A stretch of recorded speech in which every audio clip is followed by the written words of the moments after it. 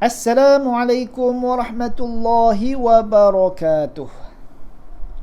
Alhamdulillah wassalatu wassalamu ala asyrafil anbiya'i wal mursalin wa ala alihi washabbihi ajma'in.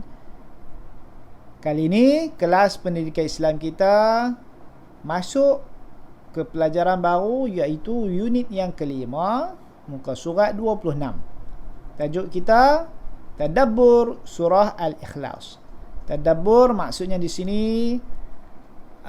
menghayati, memahami berkenaan dengan surah Al-Ikhlas dengan lebih lanjut. Gambar kat situ berkaitan dengan sebab turunnya surah Al-Ikhlas. Cerita yang macam mana? Cerita di mana musyrikin Mekah, orang kafir Mekah, bertanyakan soalan kepada Nabi berkaitan dengan Allah, nasab Allah. Allah ni asal daripada mana?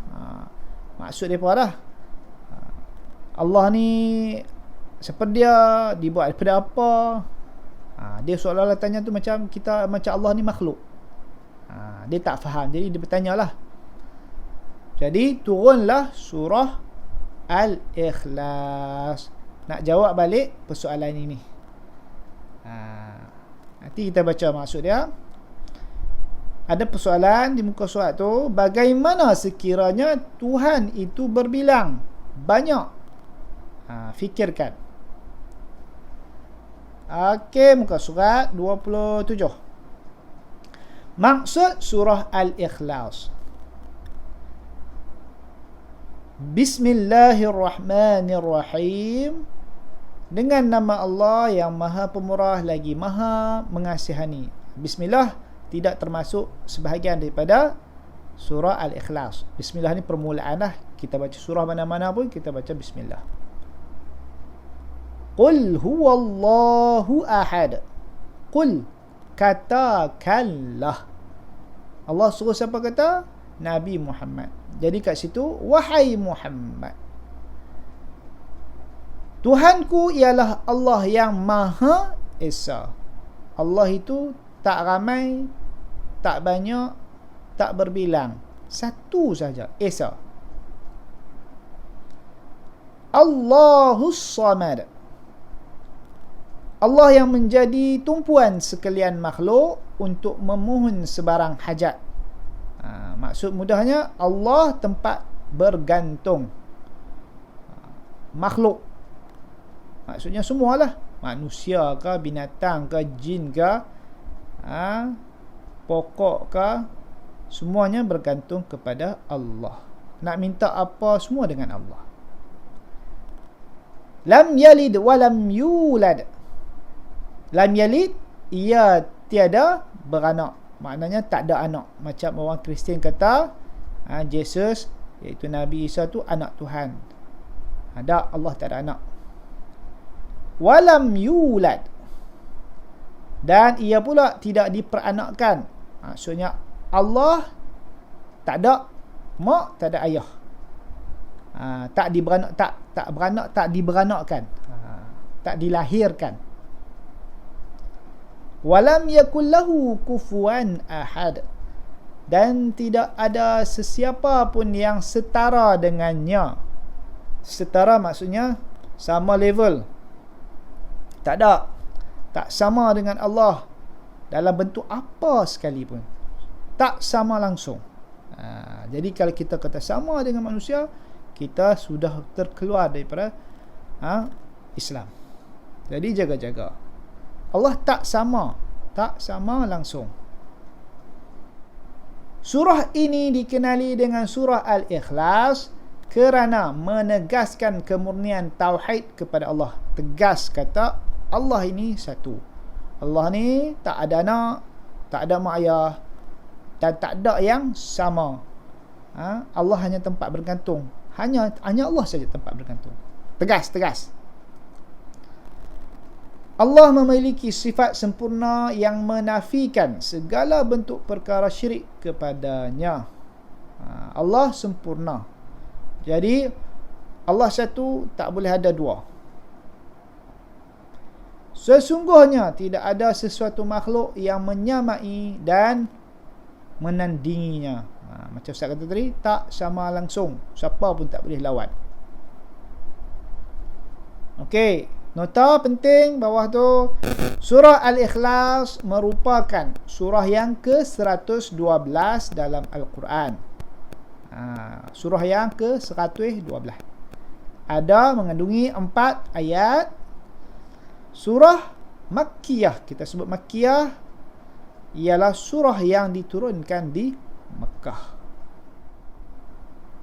Tuntutan surah Al-Ikhlas. Maksudnya tuntutan daripada surah ni, apa yang dituntut, apa yang diminta daripada diri kita ni untuk buat apa? Ayat yang pertama, Qul huwallahu ahad. Kandungan surah Al-Ikhlas, kandungan dia Islam, agama tauhid, agama yang Allah Tuhan satu. Nak apa? Surah ni nak apa daripada ayat yang pertama? Meyakini Allah Maha Esa, sentiasa ikhlas dalam ibadat, membanyakkan menyebut kalimah la ilaha illallah. Sebab maksud la ilaha illallah, tiada Tuhan melainkan Allah. Maknanya Tuhan satu. Itu tuntutan ayat yang pertama. Ayat yang kedua, Allahus Samad. Kandungan ayat tu, Allah tempat meminta pertolongan. Nak minta apa-apa pun dengan Allah. Jadi tuntutan dia, memohon pertolongan hanya kepada Allah. Menghindari diri daripada perasaan putus asa. Kita ada tempat bergantung. Allah, jangan putus asa. Bersangka baik dengan setiap ketentuan Allah. Apa pun jadi dengan Allah, apa pun yang jadi dengan kita, kita kena redha. Kita kena bersangka baik. Allah buat sesuatu jadi kat kita, mesti ada perancangan yang terbaik untuk kita. Tu sangka baik. Ayat yang ketiga, lam yalid walam yulad. Kandungan dia, Allah tidak mempunyai anak dan pasangan. Merenung ciptaan Allah dan mengakui kekuasaannya. Kita tengok semua, kita kena mengakui Allah itu berkuasa. Yakin Allah Maha berkuasa dan tidak perlu kepada pasangan dan keturunan. Allah tak perlu benda-benda lain. Allah tak memerlukan makhluk. Allah tak perlukan pasangan, tak perlukan anak semua. Kita saja yang memerlukan, sebab kita makhluk.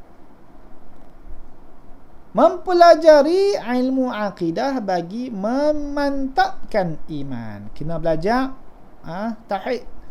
Kena belajar akidah untuk bagi kuat iman kita kepada Allah. Nak percaya kepada Allah tak ada anak, tak ada pasangan, tak ada mak ayah. Walam yakullahu kufuwan ahad. Kandungan ayat ini, Allah tidak serupa sama sekali dengan makhluk. Jadi tuntutan apa yang nak kita kena buat, meyakini Allah memiliki sifat-sifat kesempurnaan dari segala kekurangan. Allah tak ada kurang. Kita saja manusia yang banyak kurang. Allah sempurna, maha sempurna. Bersyukur atas nikmat kurniaan Allah. Menginsafi kelemahan diri. Kita ni orang lemah, tak ada apa, semua Allah yang bagi. Kena insaf, jangan duk belagak. Okey, itu tuntutan daripada surah Al-Ikhlas ke atas diri kita. Jadi mintalah pertolongan kepada Allah dengan berdoa. Jadi apa kepentingan surah Al-Ikhlas kepada kita? Yang pertama, kepentingan, maknanya faedah, apa yang kita boleh ambil? Menguatkan pegangan akidah kepada keesaan Allah. Bila kita baca surah Al-Ikhlas, ya, kita kena yakin, kita percaya Allah itu Esa. Yang kedua, menghindarkan diri daripada perbuatan syirik. Jadi bila kita tahu, kita jangan duk minta tolong buat sihir ni, tolong setan, tolong jin, minta tolong mereka. Minta tolong dengan Allah. Sentiasa berdoa kepada Allah. Kena rajin minta doa dengan Allah. Tempat bergantung, tempat kita minta apa-apa saja dengan Allah. Cara dia berdoa lah kan. Satu kali bacaan surah Al-Ikhlas menyamai sepertiga Al-Quran. Ini Ustaz nak cerita pada yang siapa tak tahu lagi. Kamu baca sekali surah Al-Ikhlas 1 sampai 4, habis ayat tu dikira kamu dah baca bersamaan dengan sepertiga, 1/3 daripada Al-Quran. Kamu baca 3 kali cukup satu Al-Quran. Khatam Al-Quran sama macam baca satu Al-Quran.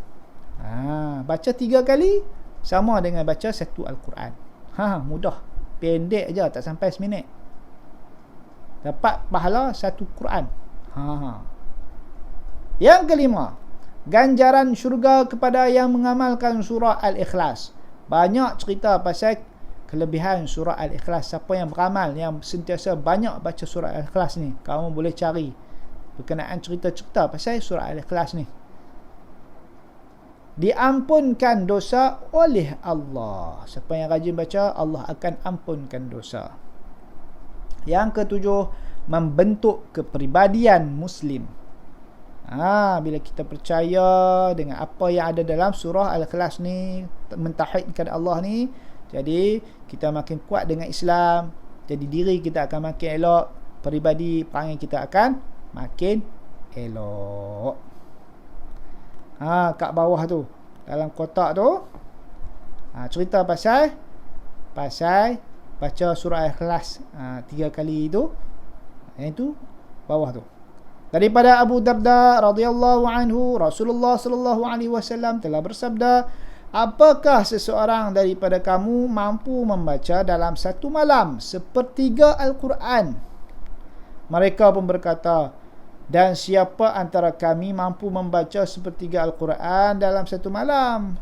Rasulullah sallallahu alaihi wasallam bersabda, qul huwallahu ahad, sebanding dengan sepertiga Al-Quran. Nabi dabak dalam hadis ni, kamu baca qul huwallahu ahad sama dengan sekali baca tu sama dengan sepertiga Al-Quran. Jadi maksudnya 3 kali baca satu Al-Quran. Ada hadis lain buat cerita pasal Nabi ajak berlumba, siapa yang boleh baca khatam Al-Quran satu malam, baru boleh tidur. Semua garuk kepala, jenuh, nak habis Al-Quran satu Quran satu malam. Lepas tu dia tengok tiba-tiba Sayyidina Ali dah tidur dah. Awal tidur bila masa baca. Jadi rahsianya Sayyidina Ali yang sangat banyak ilmu dia, kefahaman dia, dia pun baca, dia pun bagi tahu, aku baca 3 kali surah Al-Ikhlas cukuplah, dah dikira satu Quran. Cerdik. Sayyidina Ali sangat cerdik, banyak ilmu dia, kefahaman yang Allah bagi kat dia. Jadi setakat tu dulu kefahaman kita, tadabbur kita dengan berkaitan dengan surah Al-Ikhlas. Harap-harap semuanya faham dan dapat beramal dengan sebaiknya surah Al-Ikhlas. Pendek tapi pahalanya besar. Baik. Assalamualaikum warahmatullahi wabarakatuh.